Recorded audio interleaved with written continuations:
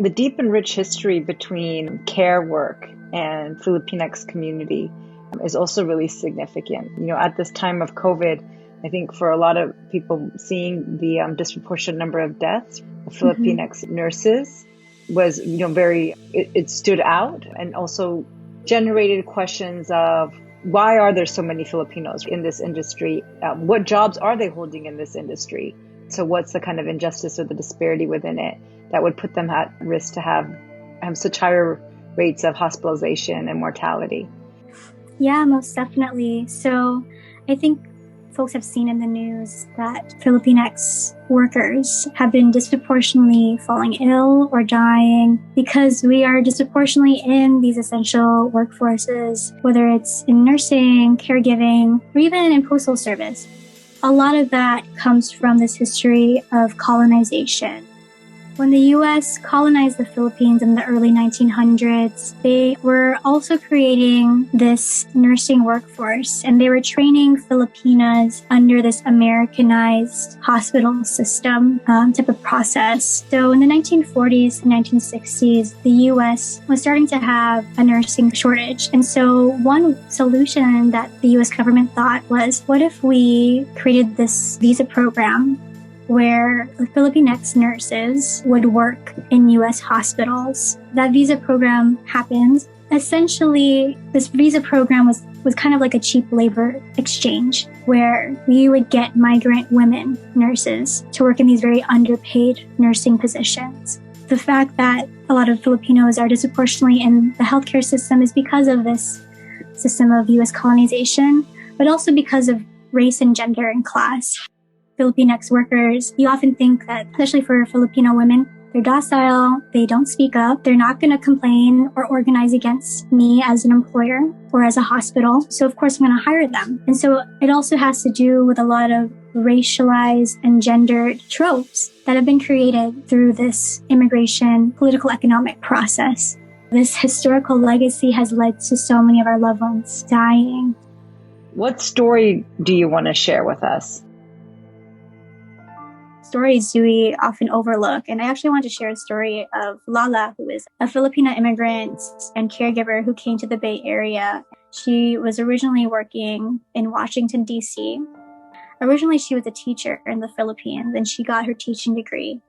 And so when she went to Washington, D.C., she thought that she would be working in a classroom in different high schools, but she ended up being trafficked and ended up working as a daycare provider in not only providing care for young children, but she was trafficked to also clean the buildings, to work wild, 20-hour shifts. And she's a caregiver working under the pandemic.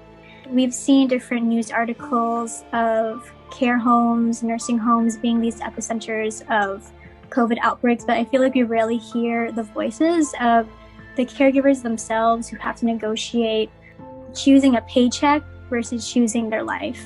She really wanted to share her story of working in this care home during the pandemic. And so this is her quote. She says, "When this COVID came, the employer provided us with PPEs, but only very minimal. 4 pieces only. Then we had to reuse it. It's not good to be reusing these masks. Then they told us to spray them with disinfectant and reuse them again. We were only given a box of gloves, but these gloves are not really enough.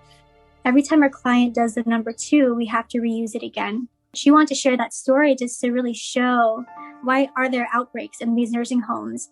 One hunch that I have is because of the lack of labor protections and PPEs that are given to these workers. And so I think her story also illuminates these hidden and invisible frontliners. When we think about frontline healthcare work, we often think of nurses, doctors who are doing incredible work. But I think Lala challenges us to also think about the caregivers who are in the front lines of taking care of folks like our grandparents, our elderly, but they're often forgotten from these labor protection laws. And even though nursing homes have been in the news and have been the hinge of these outbreaks, we often forget that there are actual workers who are in these spaces. What is the most pressing for you right now? Healthcare access and labor protections in the workplace are incredibly urgent.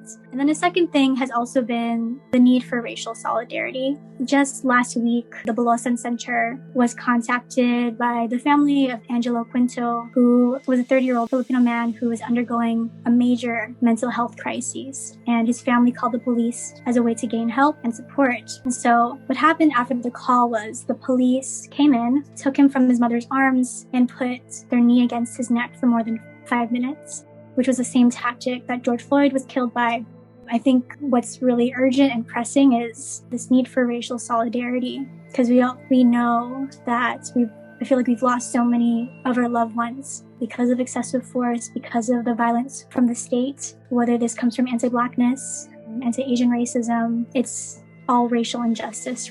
This need for racial solidarity is really, really needed at this time.